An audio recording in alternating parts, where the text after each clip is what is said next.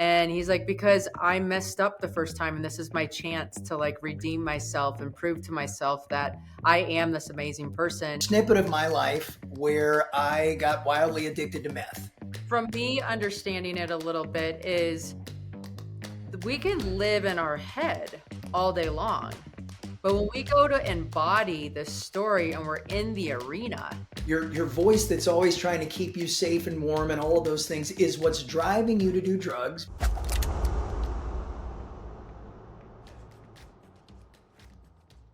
all right, friends, today I have Kyle Dean Houston on the podcast.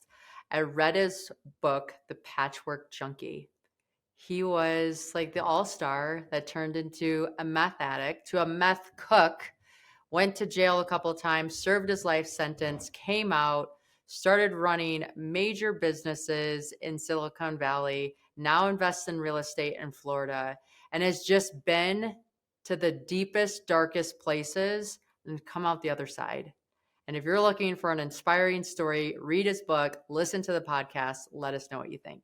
Friends, today we have Kyle Houston on the podcast, and let me tell you, this story is fascinating. So, Kyle, thank you for joining me today. Oh, it's my pleasure. It's my pleasure. I love the fact that before we jumped on this, you said you liked my book. So it's absolutely my pleasure. Are you kidding me?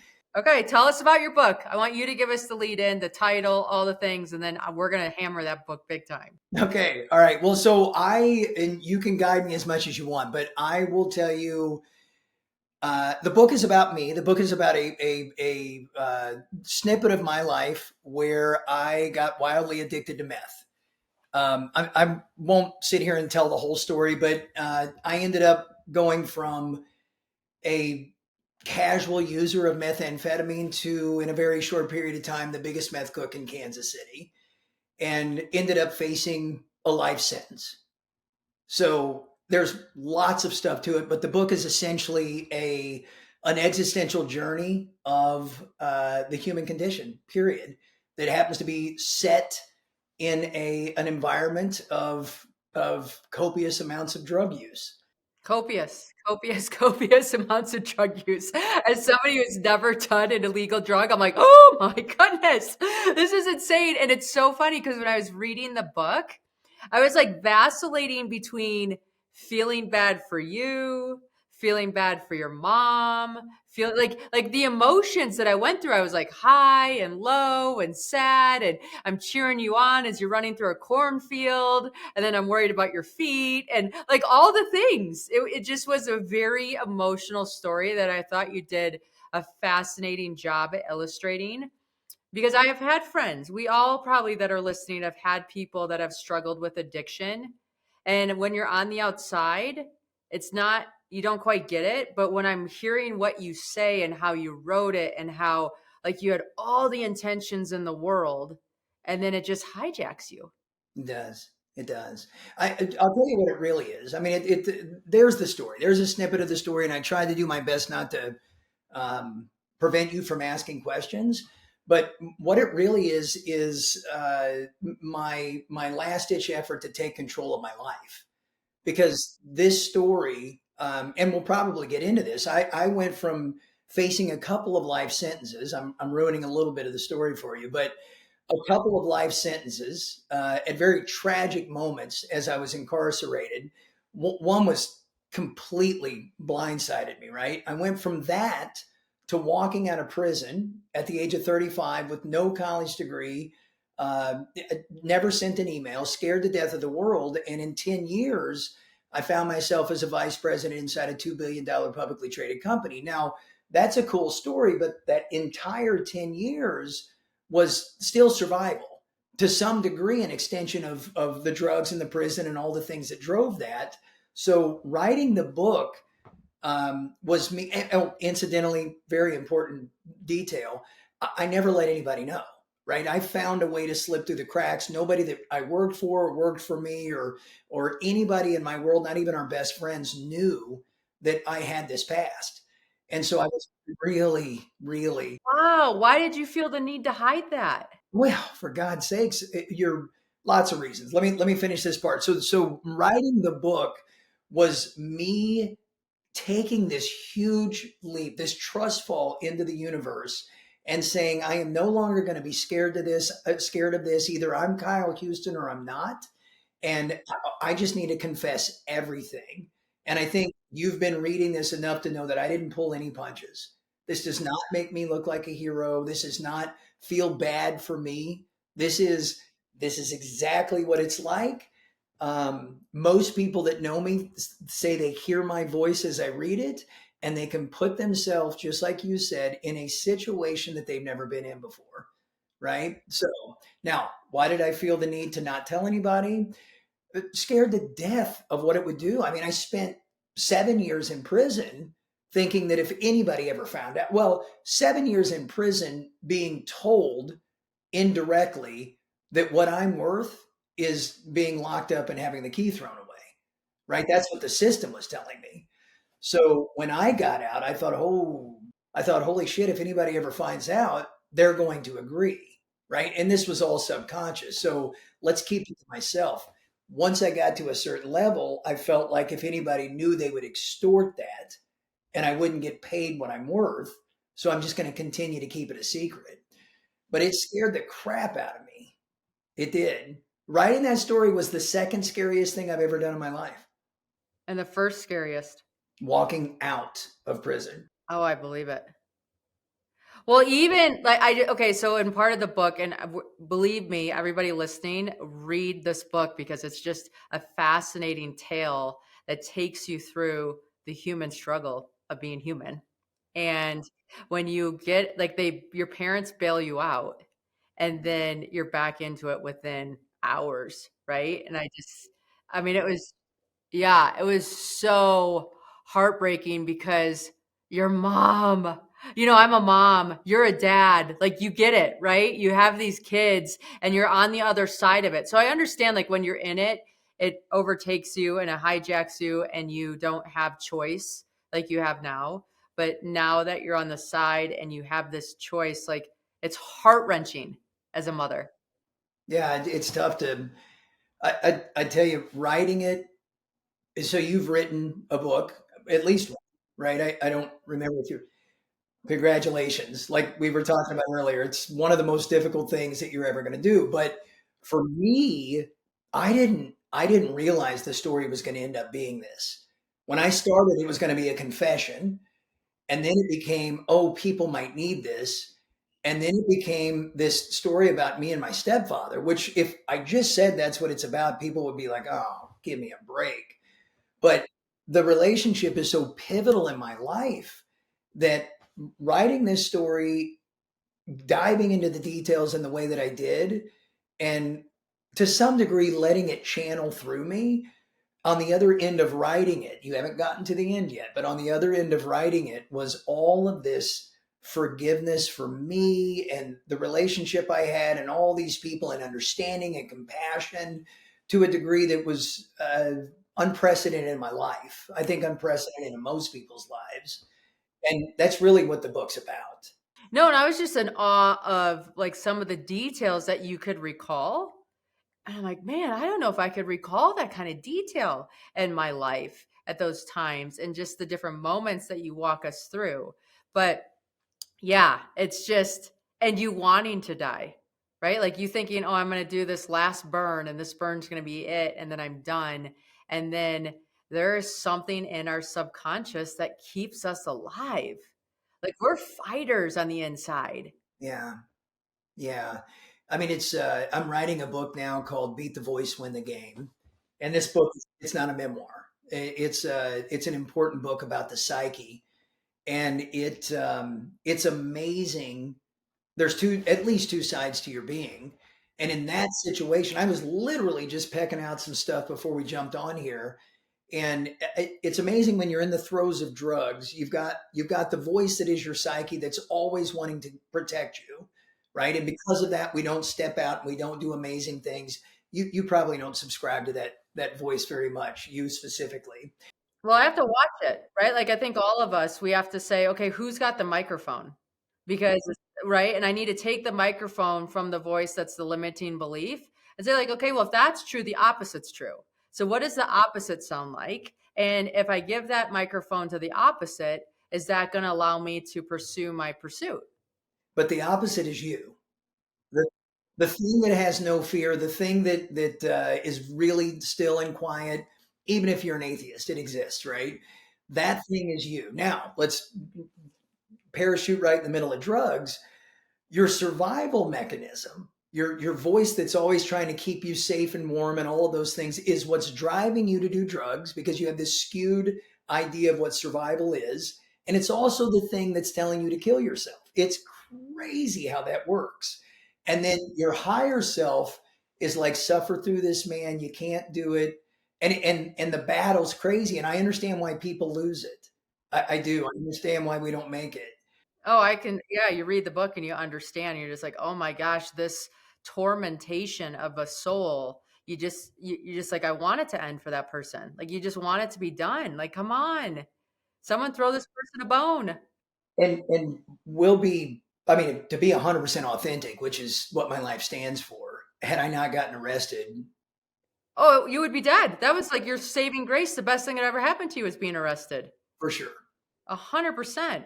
Now, when they detox you, because a lot of things that I talk about in Seek Your Summit is like doing hard things, right? Like hard things is where we get freedom on the other side. And so you're in jail and you're detoxing. And I mean, what is that like? Hmm. It is, words will fail if I try to describe this, but I mean, just try to imagine, first of all, the physiological things that are happening, right? Your body has been running on high octane for, I mean, let's qualify this. Because I was a meth cook, right? Because I taught myself how to cook this, I had an Unlimited supply. Yeah. yes. And so I at one time, because call it not having the courage, lacked the integrity of suicide, and I never did it. I just started shooting up, and I'm doing 7 to 8 shots a day. All of them are big enough to kill a mule. I know it, and with the hopes that it would kill me. And so now let's again parachute in the middle of a cell where you have no access to anything but 5 by 8. You get fed 3 times a day, and you're coming down off of, you have none of that octane. You sleep. I don't know if you remember in the book, but I had blood coming out of my ear Ear. Yeah. And they gave you a new pillow. Yes. on the pillow, but I couldn't locate where it was coming out of. All of those things are scary. And you haven't even started to even wrap your mind around the idea that you're in a lot of trouble. This is just, oh my God, am I going to die or am I not going to die? So detox is really just, gravity is so much heavier and your mind works none. And you haven't even gotten to the shame and the guilt and all those things that are going to come to you in spades. And you're kind of bracing yourself for that, right? So it's crazy. It is crazy. And how, okay, so how long did you end up serving in jail? I did a total of 7 years. You did 7 years. Yeah. Yeah. Okay. And do you feel if you would have gotten out, at what time frame do you think you still would be sober if you got out? Or did it take the full 7? No, no. There's no doubt in my mind that I I'm laughing because anyway, there's no doubt in my mind that if I would have gotten out after the first sentence, I would have been fine. I would have, and I believe I would love to. This is cheap and easy, but I would love to believe that I would see the same amount of success, right? But what we know is it took 7 years, right? And that's what I got. So, but the thing that's rare about my sentence is I did 7 years, but 4 of those years I spent thinking I was never going to get out. So my first sentence that I faced was 30 years. And by the grace of God, it went weak. I could have beat that case. Um, Turns out the police officers had no business pulling me over. Didn't matter how much evidence they had, it was all insubmissible. I took a 9 year sentence, and in the state of Missouri, your first time down on a B felony, you only do a third of that. So I thought I was going to go do 3. And so A couple months before I was eligible for parole, the federal government indicts me, same evidence. So I'm ruining the book for you. No, no, no. There's so much to the book, I promise. Same crime, and I get shipped off to Leavenworth, where I spent the next 24 months thinking I'm never getting out again. Right. And again, by the grace of God, I got a 7-year sentence. They ran it concurrent and I did a total of 7. So for 4 of those years, I thought I was never going to get to contribute or be significant or fall in love, be with my kids, all of the things that we take for granted. Um, but had I just walked out after that first sentence, I was all zenned out and ready to make the world a better place. To some degree, I think it beat me down a little bit, right? And made me a little bit cynical and scared. 100%. I get it. Okay, so you get out of jail, and what's the first step? What's the thing that happens? Oh gosh. You know what I love about this interview? Is that what we call it? You know what I love about this podcast is you really like this story and I feel it. I love it. I do. I care. I want to know all these things. I'm sorry. Yes. What are you sorry about? We'll get into all of the magic of who you are, but the thing of it is that I think when we're intense people, which you're an intense person, It's a good, right? You're going to take whatever you do to the extreme. So I have a daughter who I love immensely. She will run a chain gang or a Fortune 500. That's her intensity level. I haven't decided what. It's not my choice. It's her choice. I sure hope it's Fortune 500, but that's her hard wiring. yeah, it's funny. It's not funny. I mean, I know to some degree it keeps you up at night. My biggest demographic, I'm going to say this and then we'll jump into your question. My biggest demographic is or are soccer moms. It is are soccer moms because they're scared to death. They see that I had every excuse to be successful and normal and failed, right? And got addicted to drugs. They see that it could happen to anybody. And I've been on Zoom calls with 25 of them peppering me with why'd you do this and why'd you do that and what do I do? And it's just fascinating, but I get it. I have zero fear that my kids will ever get addicted to drugs. I don't I don't know why. I have zero. We just have different conversations. Okay, so how many kids do you have? I have 4, Okay. So 2 with Jennifer. 2 with Jennifer, Yes, and then 2 from before. 2 from before. Okay. And are you in obviously the 2 with Jennifer I see on Instagram and all that kind of stuff. What about the other 2? So Dylan just turned 33. Really? Amazing. I know he's at the part you're at in the book. He's probably a 9-year-old. Yeah. Yeah. He'll be your new hero here pretty soon. Oh, I'm sure of it. But he just turned 33 yesterday. We just had a 3-hour conversation today. He lives in Denver, and then Sean. Sean's a different story. Sean is, and I don't want to suggest that it's just different. Sean's mom was in the game, and Sean was a happy accident, and I never really got to be his daddy, right? So it's a different. But when people ask me how many kids I have, I'm never going to exclude him because I wish it was different. Yeah, I love that. But my 2 baby girls have the best version of me, and it's because of what I went through with the others, right? Right. No, I have a friend who his children, he struggled with addiction and he's on round 2 and the best dad you've ever seen. And he's like, because I messed up the first time and this is my chance to redeem myself and prove to myself that I am this amazing person. And I wish I could have been that round 1, but this is my story and I'm owning it and this is who I am. So I'm going to do the best I can round 2. Yeah, one small twist to my thing is I've always loved kids. They don't have to be mine. Always, my whole life. I don't know what it is, and it's such a big part. I was created to be their daddy, and I'm. It's a calling, a purpose, whatever it is, and there's zero chance I'm blowing it this time, right? Which is net result is the same as your friend. but I think it may come from maybe a slightly different place. The saying that you don't know what you've got till it's gone doesn't exist with me, right? Because I've had it all stripped away.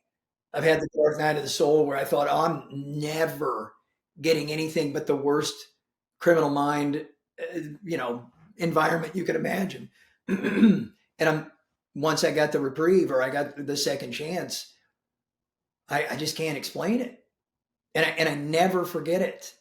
Sometimes I'll do things because parents do bad things to their kids, right? And you make them cry for whatever reason. They didn't clean the room, you know, whatever it is. And I think to myself, that's the thing that if I ever get arrested again, why would I? But it's just a thing you play in your mind from trauma. If I ever sat in a cell and had regrets, it'd be that right there. I'm going to go make it better, you know? And it drives you to sometimes be a little softer than you should be, but to never, ever, ever let them go around thinking that you don't love them. Right. Oh, yeah, 1,000. Even reading the book as a spectator, it was, you just, yeah, there's so much love in your story. It's just fascinating how it's demonstrated and shown and cultivated and built and all the different pieces. Okay, so you exit, and it's the scariest thing that ever It's happens such to a me. really cool angle. I'm sorry to interrupt you. It's true. There is so much love inside that story, but it's a story about drugs. Some people miss that. Thanks. Anyway, sorry. Go ahead. Yeah, yeah, no, you're good. You exit, right? You exit. And what happens when someone exits and they have no college degree and no access to email and just they're as green comes and have to reintegrate into the world? What does that look like? Yeah, it's really scary, right? So we touched on it earlier that the scariest, I don't even have to think about it, thing I ever did was walked out.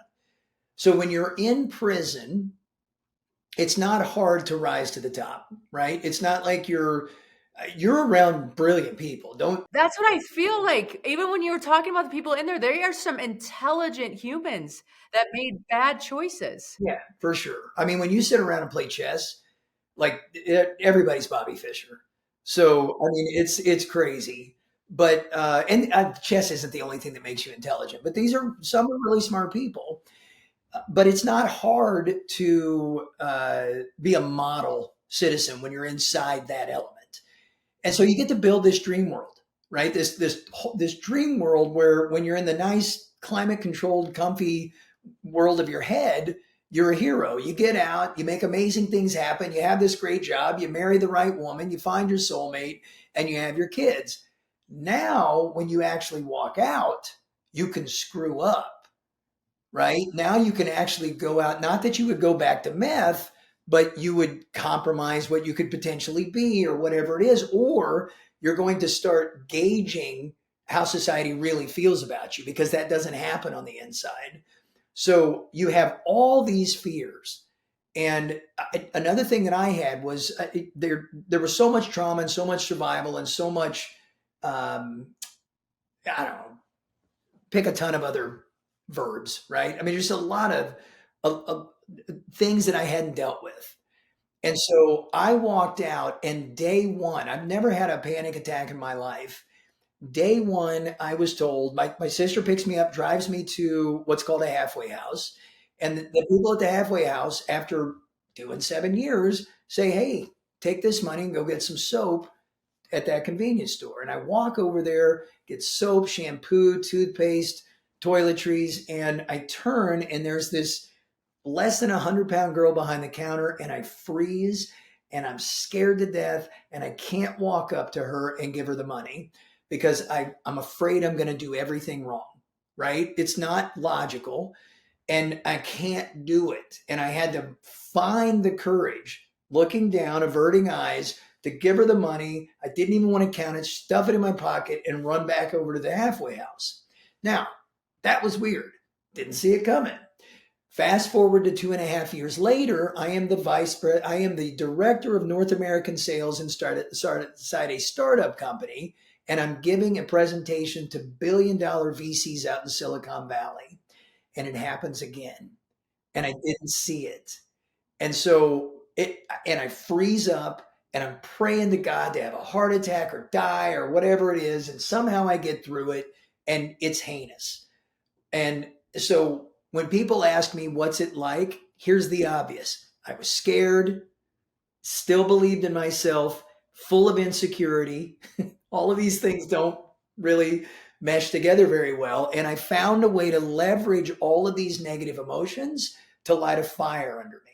We can get into that if we need to, but that's what happened. The part that's not obvious is this psychological thing that was going on, this unseen undercurrent that was going on, where all of the trauma and the fear of doing the rest of your life in prison and getting out and all of those things was starting to manifest in a way that they're landmines.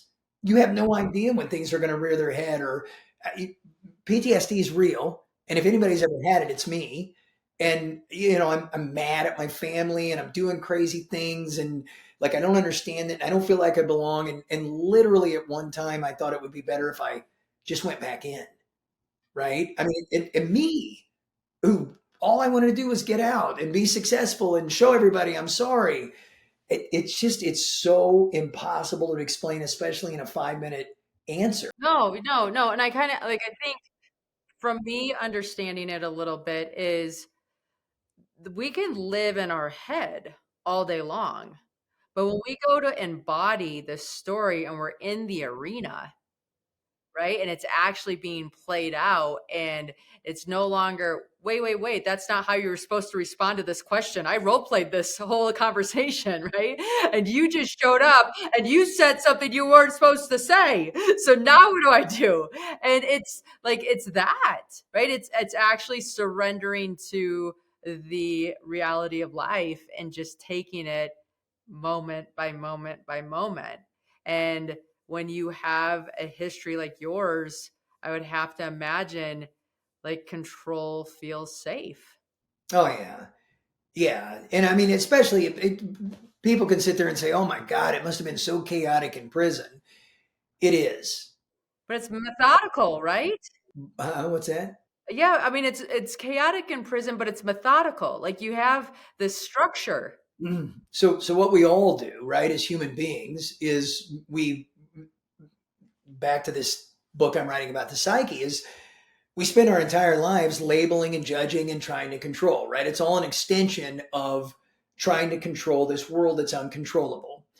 And so you go into prison and there are compromises, there are things that are different. You can't control who's going to jump you or who's going to do all these different things, but you do end up overcompensating for the 3 meals you get. You do them at the exact same time. When you do your push-ups, exact same time, as some sort of a last-ditch effort to grab that control you had in society.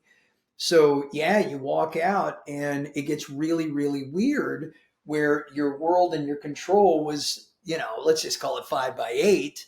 It gradually expands a little bit beyond that. And now it becomes this vast, big world where nobody got the script, to use your analogy.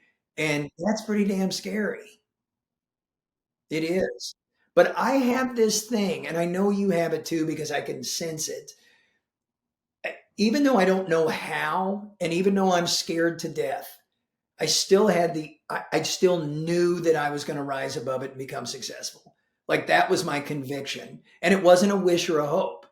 It was like my destiny Yeah, your DNA. to be less than I was supposed to be. It didn't make it less scary. But what I got really, really good at is running into fear because I had to. I taught myself how to speak. Oh my God, I've got story after story after story how I went from being at a call center to that director of North American sales, and it was all continuing to push the envelope, work above my pay grade, volunteer for things that scared the shit out of me, and never let up. It just wasn't in the cards for me. Yeah. No, I mean I think I have the reason why I stayed away from drugs is I have that addictive characteristic. So I knew if I got in I wouldn't stop. I built my business and my first one cold calling. and it was horrible. Horrible. I hated it. I cried. It was like I never felt rejected so many times in my life until I turned it into a game. And then it was like you become a machine. You're like, okay, fine, I get it. 100 dials, 97 are no, 2 are a maybe, one's a yes. The one that's a yes offsets everybody else. Give me the next 100. Give me the next 100. Give me the next 100. And you can build a business off of that. Yeah. Yeah. Yeah. I mean, I tell people that I love cold calling, but that's a lie. What I love is that nobody else can do it, and I can, right? And I don't mind cold calls, but when it's dialing for dollars like that, it's grueling. I mean, I'm glad I did it. I'm glad I'm not doing it. Okay, so glad it's part of my past. So definitely a better human for it, but I will tell you, I will not wish it upon anybody um, if my life depended on it. Okay, so how did you meet? How did you meet Jen? Oh, yes, boat show. So yes, in Annapolis, Maryland. She worked for the competing. So I worked for the largest yacht chartering company in the world. A company a lot of people know is called the Moorings, and then the direct competitor was Sunsail. And so in Annapolis, we were side by side, and with I don't remember $250,000 yachts sitting in front of our. It's a big deal. Annapolis is a big show, and I befriended everybody at the competition. And so I met her there and we were together for 20 days. I was out there for 20 days and we've never been apart ever since then. I mean, I met her, she's 10 years younger than I am. So I was 35, she was 25. I thought, man, this will never work. What do we have in common? What do we have to talk about? And it did. And she is, oh my God, I'll start crying, man. She is the greatest thing that's could have and did happen to me. And that includes my kids, and I love them, right? But Jen, I'm the worst thing that could have happened to her. I don't think so. I don't think so. But I do. I love that for you. I love because I feel when you read the book, you are seeking a Jen, and it was like I just want him to find a Jen. And it's funny that my name's Jen, but I just remember reading the book thinking, wow, you're such a tender soul that when you find the right person, you're gonna like it changes the game. And I think it's so important to read these books like this because it realizes it's the tiniest thing that has the biggest impact. Changes everything. Yeah, and the truth is that I mean, you can say this about a lot of things in your life, but it certainly feels like that was where life was going to land with her. It certainly feels like she is a huge part of my destiny. And there was no other way we could have ever met other than, I mean, maybe there is, right? But if things would have been a couple of months earlier or a couple of months after, it probably wouldn't have worked out. I don't know. If I would have met her before prison and I was a womanizing boy, it wouldn't have worked out because she didn't put up with that shit, right? So life built me to be her husband, and because of the way she is, she was born to handle me, you know. And she's soft when she needs to be, but crazy story. I got stage 4 cancer, and I day 3 after the chemo, she's in her 3rd trimester. Right, we got an 18-month-old baby girl, Harper. She's in her 3rd trimester. I'm day 3 of chemo, and I'm puking, and I lean up and I'm like, I hate this. And I just uttered, I didn't really mean it. If this is what it takes to live, I'm not sure I can go any further, honey. My wife doesn't cuss that much. She's not really into, being mean. And she said, you P word, you suck it up. You got kids and I love you. Don't ever talk that way, and leaves. And I'm just sitting in there puking thinking, oh my God. That's my person. You're right. I'm in. Keep puking. We're going. Story continues. That's right. Yeah, yeah, yeah. Okay, so how did you guys get into real estate? Oh, I mean, how did we get into real estate? I've always been fascinated with it. I mean, I used to be an electronic technician back in my early 20s, and I would listen to, Zero Money Down stuff, and back when it was cassette tapes. And I've always loved it. But we got into it because of the fracking business. Oh, you just yawned. I'm putting you to sleep on this. Short answer, short answer. The fracking business out in North Dakota was booming and they needed houses built. And so we made our first investment out there. And then when we moved to Florida, we saw this huge opportunity for short term rentals. And I- the ROI is incredible. And so we took really all of our nest egg and, pretty much everything we've got is in Florida real estate right now, and that was within the last 24 months. But it started on the beach, and then we found a place that rented 301 out of 365 days a year. It's like, wow, this is clockwork. Very minimal marketing, no sales, right? I mean, depending on what you call sales. And if we can get operations down, we can just continue to cookie cut this thing. And I love it. I don't know how deep you are into real estate, but just the depreciation and the tax savings, that's an income in itself and fun. I get it. It is. It's fun to build. It's fun to create. It's fun to figure out a machine that like generates and works and keeps going. It is. It is. I certainly, it's not easy. I mean, I give a keynote called Risk is Your Competitive Advantage, and I live it, right? All the things that I talk about, I live. Mostly what I talk about is leaning into fear, taking risk, and certainly why that's good for you, right? Even if it's just for spiritual transformation. But there is so much risk in being 53 years old, pulling everything out of the market, going liquid, and putting it into Florida real estate.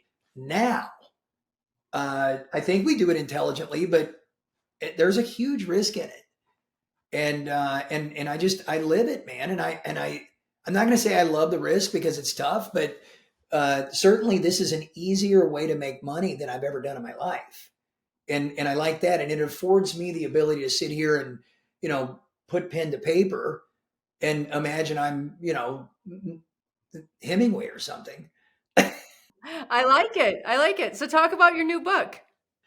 So the new book, "Beat the Voice, Win the Game," is a humorous take on the voice that's in your head, right? And there's this the first part of it. It's about the awareness of even realizing that you've got this thing going all the time.